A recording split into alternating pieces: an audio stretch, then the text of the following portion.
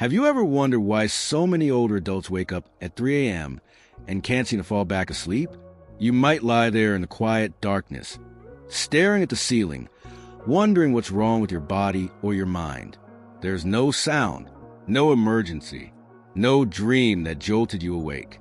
Just your eyes open, your mind alert, and a familiar glow of the digital clock. 3:08 a.m. Again, it feels personal, like your body betrayed you. But it didn't. You didn't fail sleep. Sleep changed its relationship with you. And the truth is, you're not alone. In fact, this experience is one of the most common patterns among older adults. And it's not just random. These early morning awakenings are your body's way of speaking. Softly, patiently, but clearly. In this video, we'll explore 5 of the most powerful reasons why older adults often wake up at 3 a.m. and what those wake-ups are trying to tell you. Each reason isn't just physical. It's emotional, relational, personal. And today, we begin with reason 1. Reduce melatonin production, a shift that begins in your biology, but ends in the middle of the night with you lying quietly in the dark, asking why. Melatonin is your body's natural sleep hormone, a gentle chemical that rises with the setting sun, whispering to your body, it's time.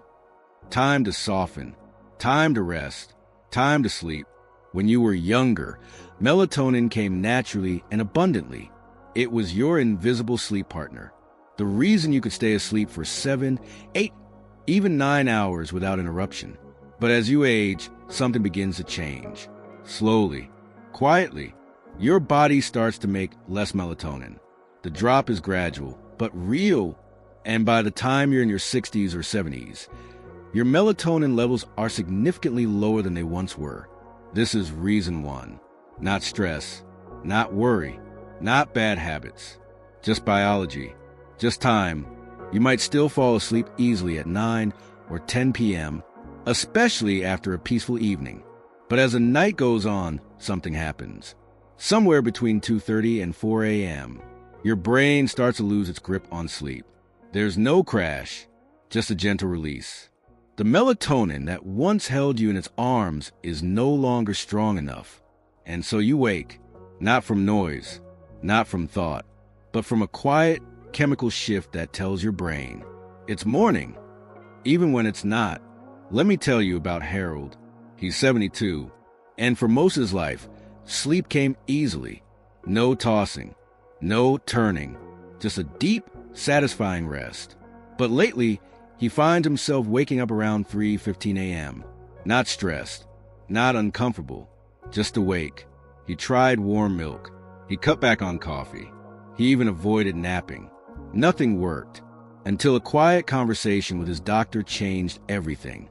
It's melatonin, the doctor said. It's normal. It just fades. And in that moment, Harold stopped blaming himself.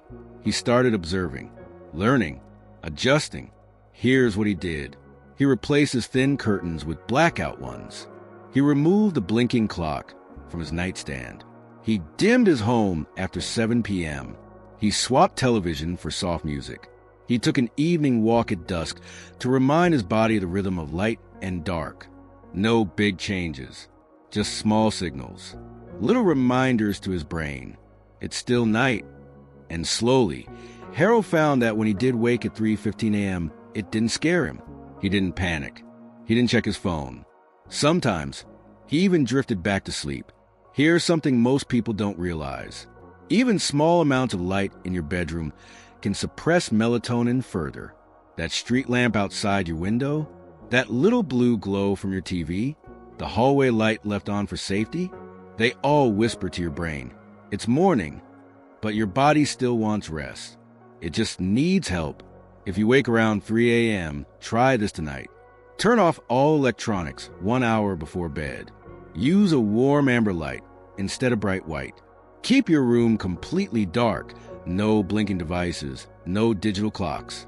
Try a gentle breathing exercise before sleep, focusing on long exhales. These cues matter because your body still responds to light and dark, even if melatonin has become a quieter player. So no, you're not broken. You're not weak. You're not alone. You are simply shifting. And with that shift comes a new kind of awareness. A chance to work with your body, not against it. A chance to offer grace instead of guilt. She didn't know yet that this pattern held a message. But waking up at 3 a.m. wasn't random. It was a conversation waiting to be heard.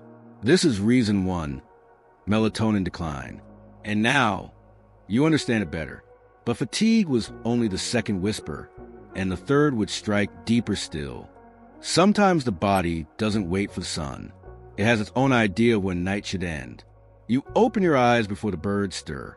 The world is still asleep, but your body, it thinks it's morning. There's no urgency, no pain, just wakefulness, as if some invisible timer went off inside you. You check the clock. 3:02 a.m. Again, you sigh, not because you're tired, but because this quiet hour is starting to feel familiar, predictable, even. You try to close your eyes, but the rest feels finished. The room is still dark, the house silent, but something inside says, day has begun. And here lies reason 2, advanced sleep phase syndrome. It's a quiet shift, not a disease, not a disorder, just a natural evolution of your internal clock, a forward push in the rhythm of sleep that often comes with age. When you were younger, your sleep-wake cycle aligned with social time. Bed at 10 or 11, wake around 7. But aging brings subtle changes, and one of the most impactful is this. Your circadian rhythm, the internal biological clock, starts ticking earlier. This is advanced sleep phase, and it's more common than people think. You may not feel tired at 10 p.m. anymore. You might start yawning at 8, or even earlier. And if you fall asleep at 8:30, well, 3 a.m. is 7 hours later. To your body, that's a full night. That's wake-up time. Even if the world says it's still night. Charles, 68, noticed it after he retired. His evenings grew quieter. No late meetings. No dinner reservations. No rushing to finish tasks. Just a peaceful dinner around 5:30. A calm hour of TV. Then sleep before 9 p.m. At first, it felt healthy, natural, until the 3 a.m. wake-up started. And he wondered, is something wrong with me? It wasn't insomnia. It wasn't stress. It was simply timing. His body wasn't broken. It had just rescheduled his night. What makes this shift so powerful is how unspoken it is. Most people don't realize that as they age, their brain begins to wind down earlier. There's no warning, no clear signal. You just find yourself drifting off sooner, nodding off during a late-night movie, missing the end of your favorite show, waking up before the sun. And while this isn't harmful, it can be frustrating, especially if your life, your family, your social connections, your rhythm still runs on the old clock. What causes this shift? Part of it is biological. Your brain responds more strongly to the absence of light. It starts releasing melatonin sooner. It starts shutting things down earlier. And part of it is environmental. Retirement brings quieter evenings, less stimulation, less movement, more time indoors. All of these changes add up. No longer are there late meetings, or rushing to meet deadlines, or evening plans. And without those external time cues, the internal clock takes over, and it runs earlier. Here's what helped Charles. He started reading under a bright, warm lamp in the evening. He added a short walk after dinner, even just 5 minutes. He resisted the urge to crawl into bed at 8:30. And on some nights, he called his daughter at 9 o'clock, just to hear her voice. Small human actions, simple extensions of wakefulness. And slowly, his body responded.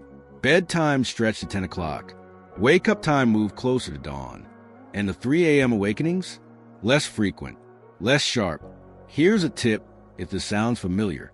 Delay your wind-down cues. Turn on a few more lights in the evening. Avoid sitting in complete silence right after dinner. Introduce gentle activity around 7 or 8 p.m. Fold laundry, chat on the phone, even water the plants. Keep screens to a minimum, but light and conversation, welcome them. Your brain is still listening to your habits, still watching for clues, still capable of adjustment. It just needs a little help. He thought it was just aging, but it was a conversation waiting to be heard, because your body isn't failing you. It's shifting, realigning, responding to a new tempo. And if you give it just a bit of rhythm, a beat to follow, it will meet you there, even at 70, even at 80, even in the quietest hours. Advanced sleep phase isn't a flaw. It's a form of wisdom. Your body no longer resists rest. It welcomes it earlier because it knows how valuable rest is. But now, the invitation is yours to gently extend the day just enough so that sleep can stay longer. And while he still watched the stars at 3:00 a.m., something in him had shifted. Reason 2 was not disorder. It was rhythm moved forward by time. Sometimes the body doesn't whisper, it nudges, quietly, repeatedly, until you listen. You shift in bed, not because of a thought, not because of a dream, but because your hip aches, your back pulses, your bladder calls. And when you glance at the clock, 3:04 a.m., there it is again. This time, it isn't your mind keeping you awake.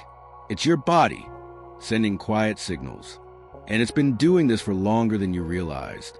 This is reason 3, physical discomfort and health interruptions. It doesn't shout. It doesn't announce itself. It just shows up at the hour when silence is deepest and everything else is still. As we age, the body becomes more reactive, not fragile, just more finely tuned, more aware, more responsive, and often that response happens at night, because when the world is still, when the mind finally rests, the body's background signals step forward. You may not have noticed the tingling in your feet during the day, or the ache in your shoulder, or the shallow breathing from slightly clogged sinuses, but at 3 a.m., you notice everything.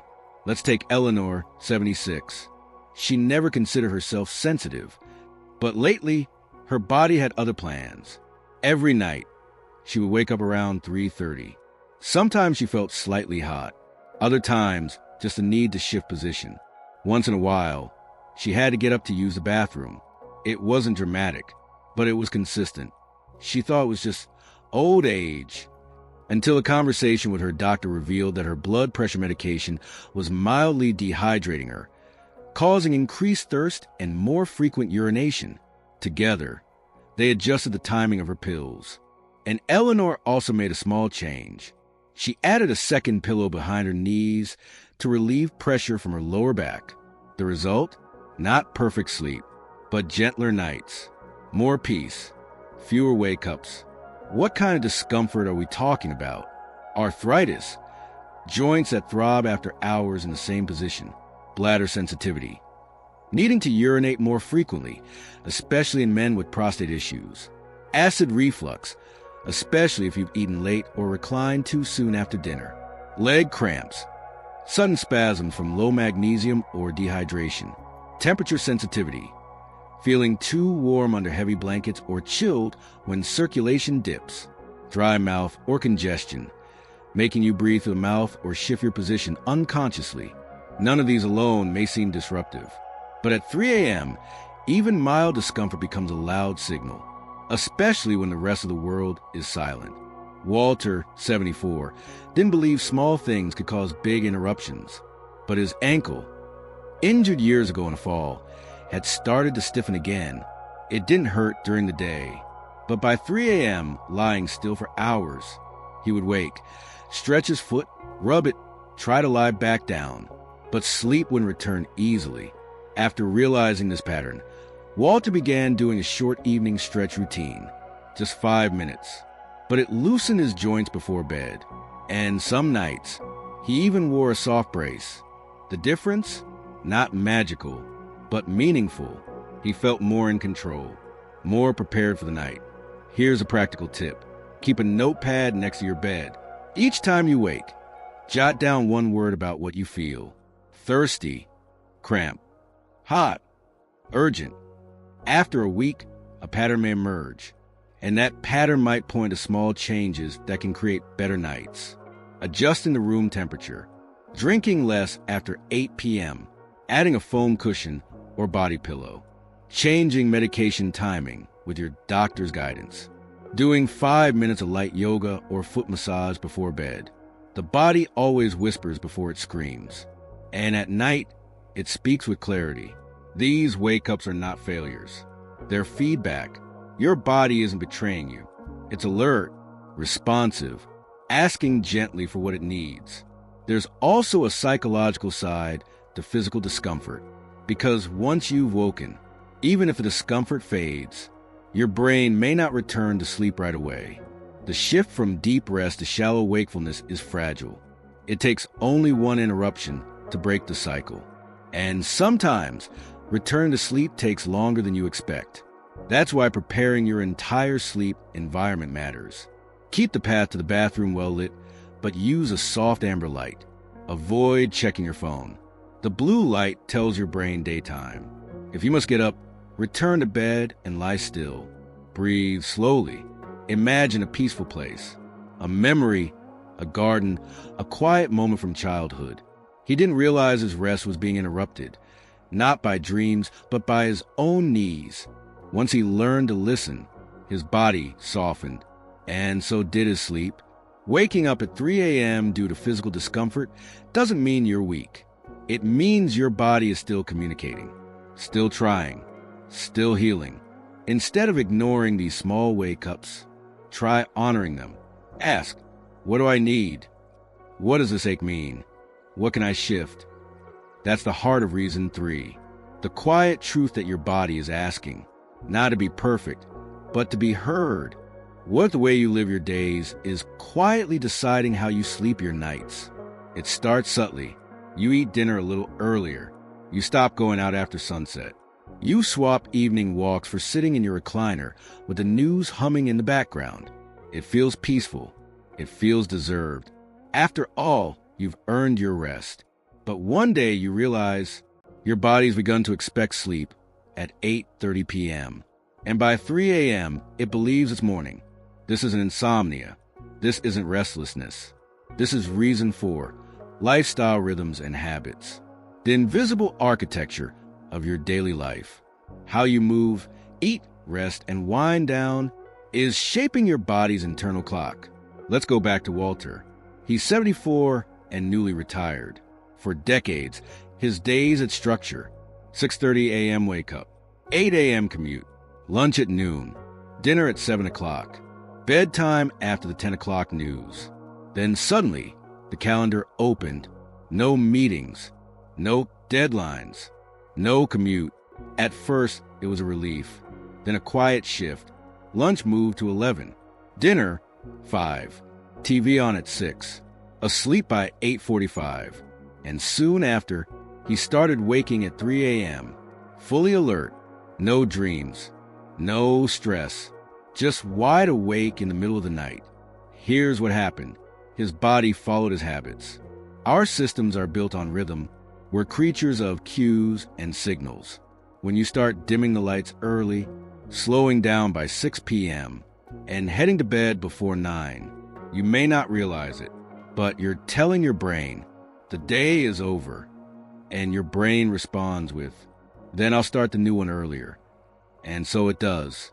At 3 a.m., your body is ready to start again.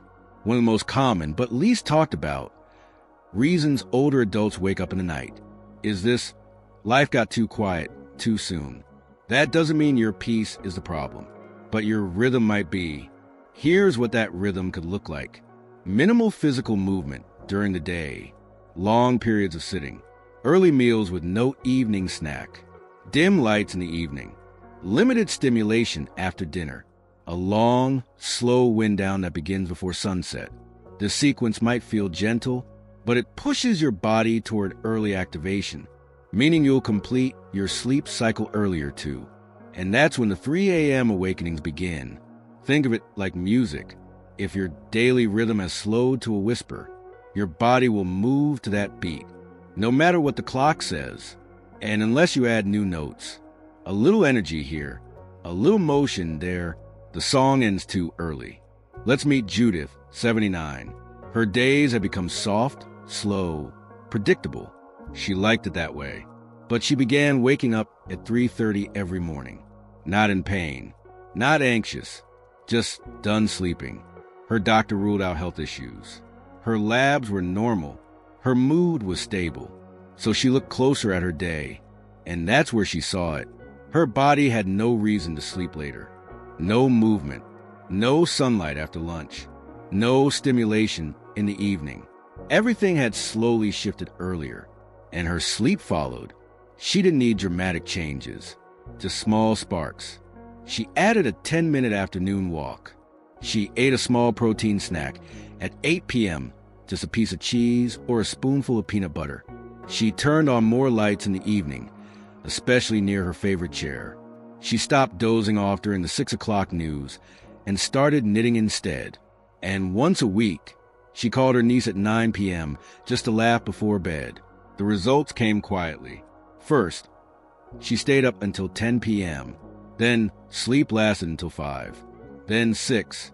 And the 3 a.m. wake-ups, they faded into memory. Here's a small but powerful tip. If your evening is too quiet, add just 1 point of brightness.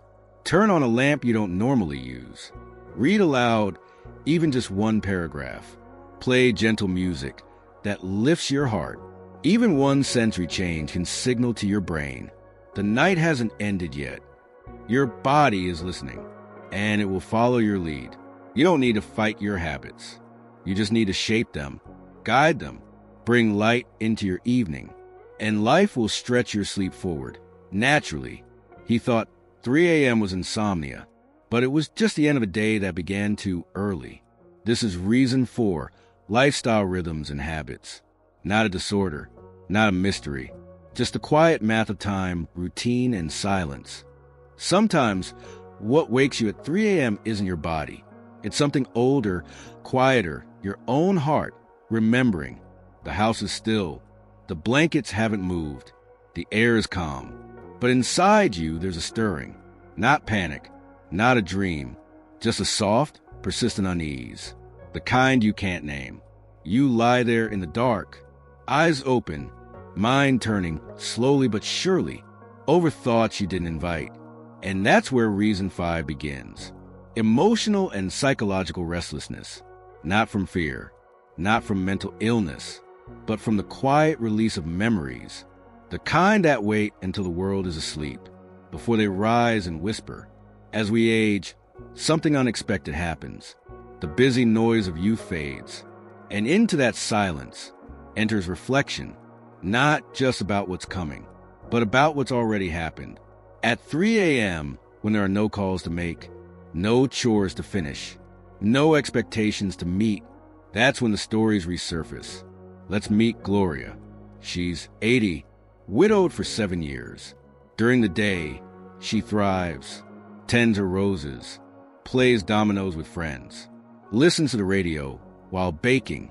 But around 3 a.m., she often wakes, not from thirst, not from discomfort, but from something she calls a presence.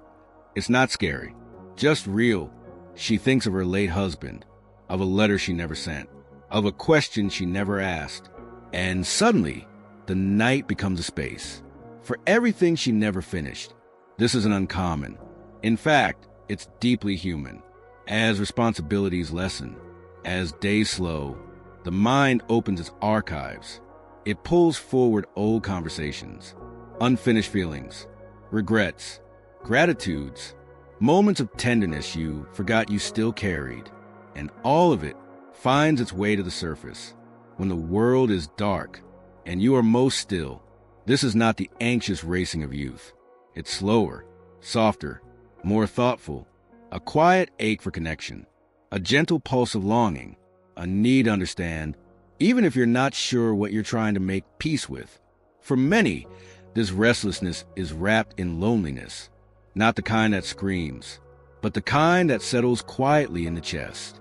When the laughter fades, and the house feels too big, and the night too long, friends have moved, children live far away, your partner might be gone, and while your days may be full, your nights remind you of what's missing. Sometimes the restlessness is unfinished business, a disagreement you never resolved, a career decision you question, a moment you wish you had lived differently. Sometimes it's grief. Other times, it's gratitude that went unsaid. And the mind, being wise, offers you a space, even at 3 a.m., to explore it. Here's something that helped Gloria. She placed a small journal by her bed. Nothing fancy, just a simple notebook with a pen. And when she woke with those thoughts, instead of resisting them, she wrote. Not essays, just fragments. I missed the way he made coffee. I still wonder why she left. I'm grateful for the light on the porch. This wasn't therapy. It was permission to give voice to what stirred. And sometimes, after writing just a few words, she would feel lighter. Sleep would return. Not forced, just allowed. Here's a practical reflection.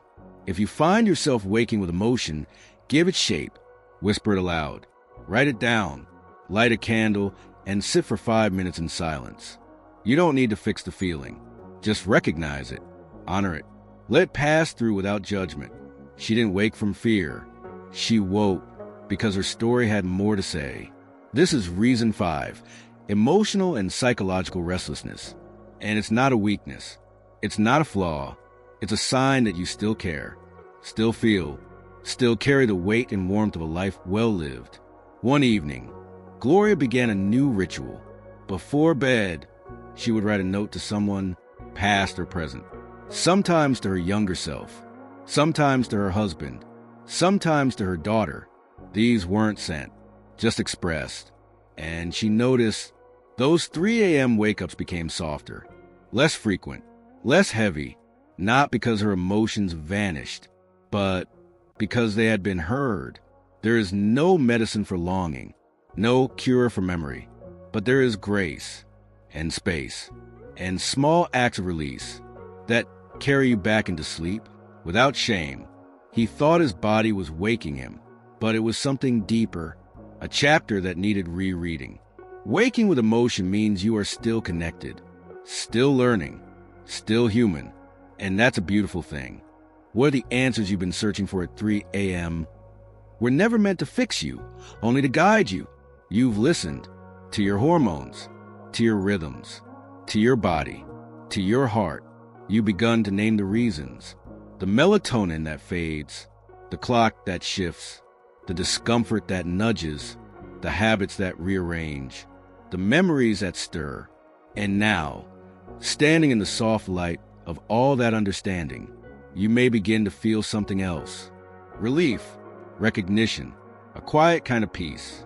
Because maybe, just maybe, nothing is wrong with you. Maybe your body has just been trying to explain itself. And now that you've listened, you can finally respond with gentleness. This is a turning point. Not a fix, not a formula, but a new way of relating to the most intimate part of your day, your rest. It's here that you move from reacting to responding, from frustration to forgiveness. Let's go back to Charles. He used to wake with clenched fists, annoyed at himself. Why can't I just sleep? Why does this keep happening? What's wrong with me? But now when he wakes, he breathes slowly. He opens his hands. He doesn't rush to correct the moment, because now he understands. His wake-up isn't failure. It's a rhythm, a ripple, an invitation. And that understanding changed everything. This block isn't about a new reason. It's about integration.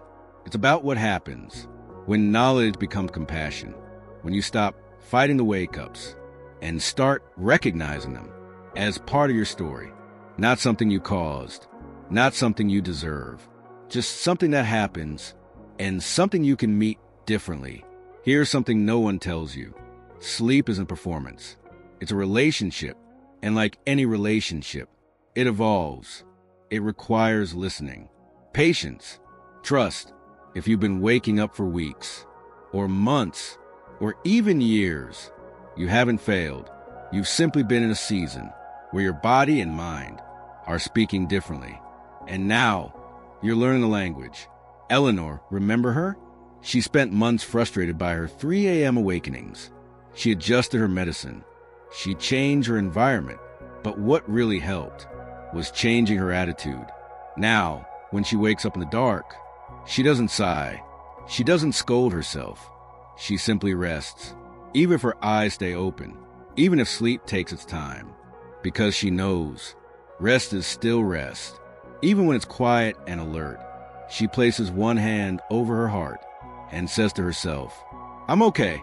I'm safe. I'm allowed to be awake right now." And sometimes that's all her body needed to hear, to let go again. Here's a powerful mindset shift to carry with you. Don't chase sleep. Welcome it. Let it arrive when it wants. Give it space. And trust that your body wants it too. You're not lazy. You're not broken. You're not out of sync. You are human with a complex, aging, wise body that still knows how to rest when it feels understood. Another tip: redefine success.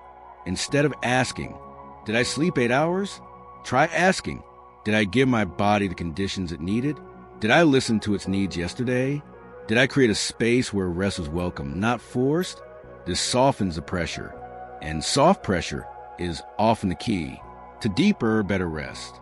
He no longer feared the early hours, because now he knew he didn't have to sleep to be at peace. This is the beauty of integration, when all the pieces, the biological, the emotional, the environmental, come together into one gentle understanding that your rest is not a race, that your body is not your enemy, that your wake-ups are not a punishment. They are messages, rhythms, pauses that carry meaning, not shame. Let's return to Judith for a moment. Her lifestyle had grown too quiet, too early. She used to feel angry each time her eyes opened before dawn. But one morning at 3:10 a.m., she sat up in bed, pulled the curtain slightly, and looked at the moon. It was full, soft, still. She breathed in the quiet, and instead of fighting the moment, she cherished it. She thought, "This is still part of my life, and I'm still here to feel it." That moment changed her, not her sleep, her spirit. You've heard the reasons. You felt their echoes. Now comes a shift, the part where you stop bracing and start embracing, not to give up, not to settle, but to trust that your body, even when it wakes at 3 a.m., is doing what it knows best, trying, always trying to balance, to warn, to speak, to rest. And though he still sometimes woke before sunrise, he no longer looked for the cause. He simply let the moment be what it was. And that made all the difference.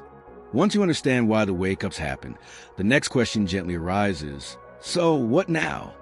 You've looked inward. You've seen your rhythms, your biology, your quiet longings. You've softened the judgment. You've named the reasons.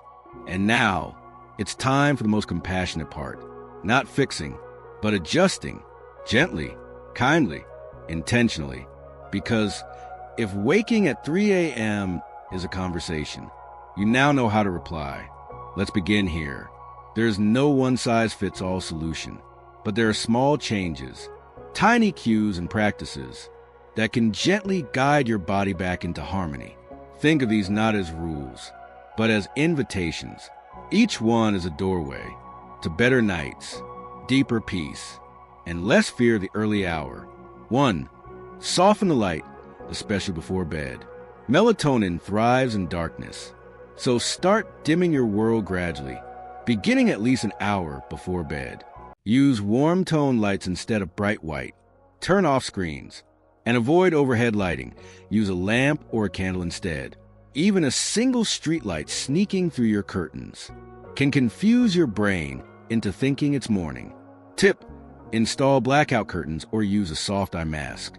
This isn't about controlling everything, just about reducing the noise that light can bring. 2. Adjust evening habits gently, not abruptly. If your body has been falling asleep at 8:30 p.m., don't try to push it to 11 overnight. Stretch bedtime slowly, 10 to 15 minutes later each night, using small rituals. A warm bath, a slow walk after dinner, a phone call with a loved one, reading with gentle music playing. By creating positive associations with evening wakefulness, you help your body understand that the day isn't over yet, and that shift might just push your wake-up time forward. 2. 3. Rethink naps. A daytime nap can be healing, but if you're napping too long or too late in the day, your body might give away its night's rest early. Try to limit naps to 20 to 30 minutes and avoid sleeping after 3 p.m. If you feel sleepy in the evening, try stretching, walking, or changing your environment first. It's not about denying rest. It's about guiding it to the right place. 4. Eat and drink with sleep in mind. An early dinner is often healthy, but make sure your body isn't going into the night hungry. A small snack an hour before bed can stabilize blood sugar and prevent 3 a.m. awakenings caused by internal alerts. Examples: half a banana with peanut butter, a few almonds, a slice of whole grain toast, and of course, reduce liquid intake after 8 p.m. so your bladder doesn't become your personal alarm clock. If they don't eat, offer water-rich fruits like melon or pear. It's nourishment without overload. 5. Keep a gentle wake-up response plan. Sometimes, despite everything, you'll still wake at 3 o'clock. That's okay. Instead of fighting the moment, breathe deeply. Inhale for 4 seconds, exhale for 6. Place your hand over your heart and repeat a calming phrase. I'm allowed to be awake. My rest will return. Don't check the time unless necessary. Don't grab your phone. You may not fall asleep immediately, but you'll stay in rest, and rest is enough. 6. Build movement into the day. A body that moves during the day sleeps more willingly at night. This doesn't mean vigorous exercise. Even gentle movement, like gardening, sweeping, or walking, tells your body, we're alive. We've used our energy. We need rest. Judith started walking 5 minutes after lunch, not for fitness, for rhythm. And that rhythm made all the difference. Your body wants a rest. It just needs a reason to do it deeply. 7. Introduce an evening emotional practice. Sometimes, it's not the body that needs help sleeping. It's the mind. So before you close your eyes, give your emotions a voice. Write down 3 things you felt today. Light a candle and think of someone you love. Say aloud something you forgive yourself for. Whisper a message to someone you miss. This doesn't take long, but it tells your mind, you've been heard. You don't need to wake me tonight to remind me. 8. Create a bedroom that feels like a nest, not a task. Too many bedrooms feel sterile, functional, empty. Instead, ask, does your sleep space feel warm, safe, inviting? Add texture, a favorite photograph, a soft blanket you associate with peace. Make your room a place that welcomes rest, not just demands it. She thought sleep would come with force, but it came quietly once she softened the space it needed to enter. This is what the journey has led to, understanding then adjusting, not from pressure, not from desperation, but from self-trust. You don't need to do everything at once. Pick one change. Try for a week, then choose another. Let your nights evolve, just like your days have. He didn't need a new pill. He needed a new rhythm, one created with care, not control. These gentle solutions aren't perfect, but they're kind, and they're yours, because you know your body now. You've listened, you've responded, and that makes you not just a sleeper, but a steward of your own rest. And while she still sometimes stirred in the dark, she did so with a soft heart, a practiced breath, and a faith that sleep would return, because she no longer feared the waking. What if sleep, in this chapter of life, wasn't something to conquer, but something to trust again? You've lived through years of chasing sleep, schedules, supplements, solutions, so many nights measuring success by how long you stayed asleep, as if sleep were a job you could lose. But maybe it's time for a new contract, a different understanding, one that matches the pace of your life now. Slower, deeper, more honest, because the body you live in is no longer 20. And sleep, like everything else, has matured. This isn't a breakdown. It's a transformation, one that begins with redefining what good sleep means. Let's begin with the most radical idea of all. It's okay to wake up. The goal isn't 8 hours without interruption. The goal is rest. Soft, cumulative, rest, and rest can look like many things. Lying still with your eyes closed, breathing slowly in the dark, sitting in silence while the moonlight fills the room, listening to a calm memory, replayed in your mind like a song. These are not signs of failure. They're not wasted hours. They're part of the rhythm now. You're still resting, even when you're awake. Gloria, remember her? The journal by her bed, the early hours filled with reflection. She used to believe sleep was success, that if she didn't sleep through the night, she was doing something wrong. Now, she says this softly, even when I don't sleep, I still rest. Even when I wake, I'm still healing. That shift changed everything, because she stopped bracing for the wake up and started welcoming the moment instead. This is how a new relationship with sleep begins, not through control, but through permission. Permission to wake, permission to feel, permission to release the fear that every night must look the same. Let's redefine a good night. Instead of, I didn't wake up. Try, I woke, but I wasn't afraid. I didn't sleep through, but I felt peaceful. I returned to sleep after journaling. I rested, even if sleep took its time. You are not your sleep score. You are not your clock. You are not the number blinking on your bedside table. You are a person aging, adapting, and still learning how to be gentle with yourself. He used to see 3 a.m. as the enemy. Now he sees it as a doorway, quiet, familiar, and no longer threatening. When you stop labeling your body as broken, you begin to notice all the ways it's still serving you. Your heart still beats. Your lungs still rise. Your bones still carry you. And your rest, though different now, is still here, just wearing new clothes. Here's a quiet practice to try. The sleep blessing. Before you close your eyes at night, say this to yourself. Tonight, I welcome rest in all its forms. If I sleep, may it be deep. If I wake, may I be gentle with myself. If I remember, may it be with peace. If I grieve, may it be held softly. I do not chase sleep. I invite it, and I trust it will find me. Words don't change biology, but they soften resistance. And softened resistance opens the door to true rest.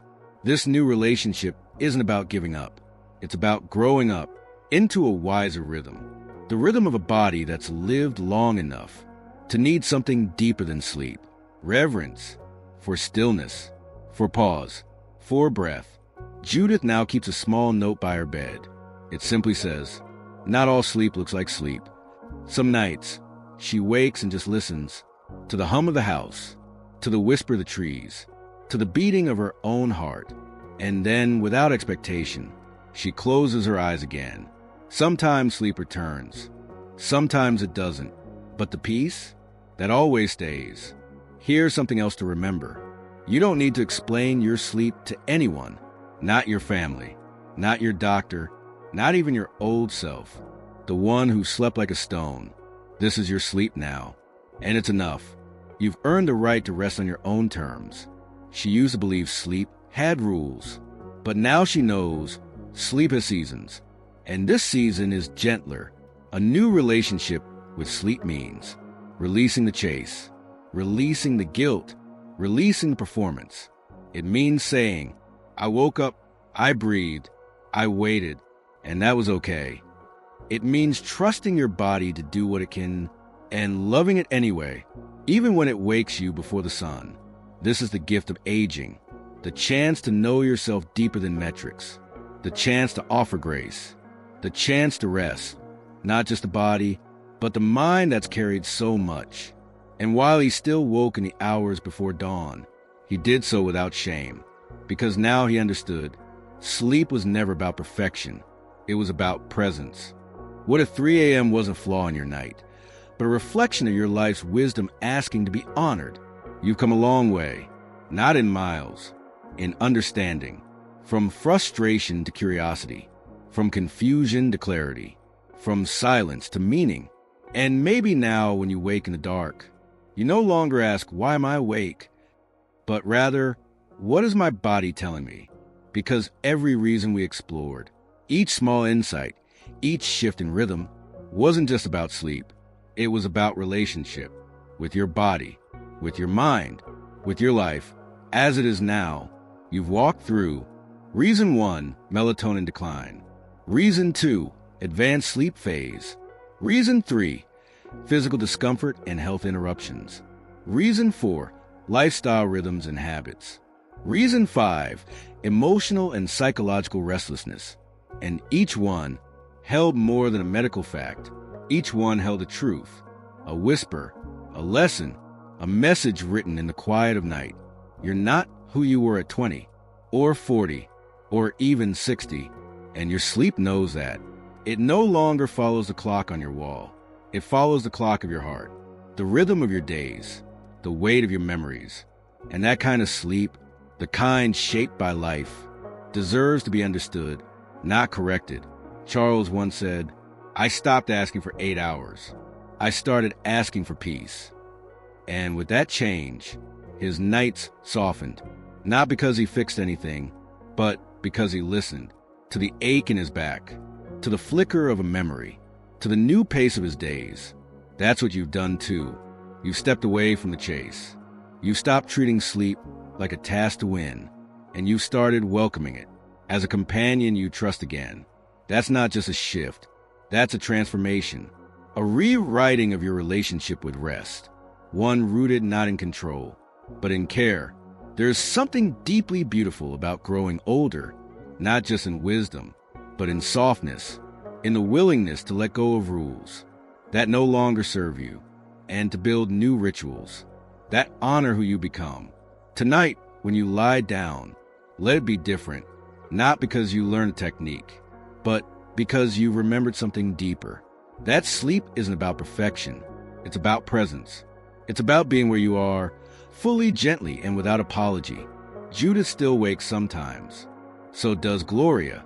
So does Walter. But now, they don't see those moments as problems. They see them as pauses.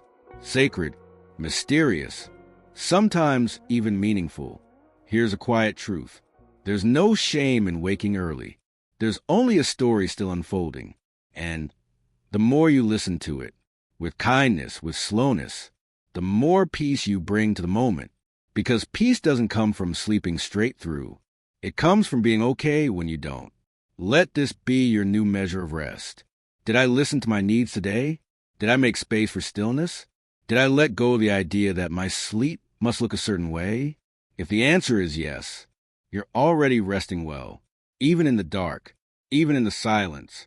You've arrived at something precious, not a technique, but a truth that your body is not your enemy. That wakefulness is not a punishment. That sleep will come, not when forced, but when invited with trust. So tonight, when the clock blinks 3:07, breathe. Don't panic. Don't reach for your phone. Just breathe. Just listen. Just be. The world is quiet. Your body is still working. And you are okay. Gloria leaves her curtains slightly open now, not to let in light, but to let in moon. She says, "It reminds me that night isn't empty. It's just another way the world holds me." Let the night hold you too. If this video brought you clarity, if something shifted in your heart or your routine, share it. Leave a comment below. Tell us what reason resonated. Tell us what you'll try tonight, because your story might be someone else's turning point. And this community, this quiet, thoughtful circle, grows stronger every time someone speaks.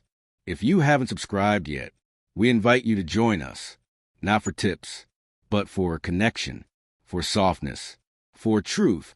We're not here to fix sleep. We're here to understand it, together. And when morning comes, whether you slept long or woken early, may you rise with gentleness, because now you don't just sleep, you care, you notice, you honor, and that is the deepest rest of all. Thank you for walking with us through the night. You were never alone in it, and you never will be.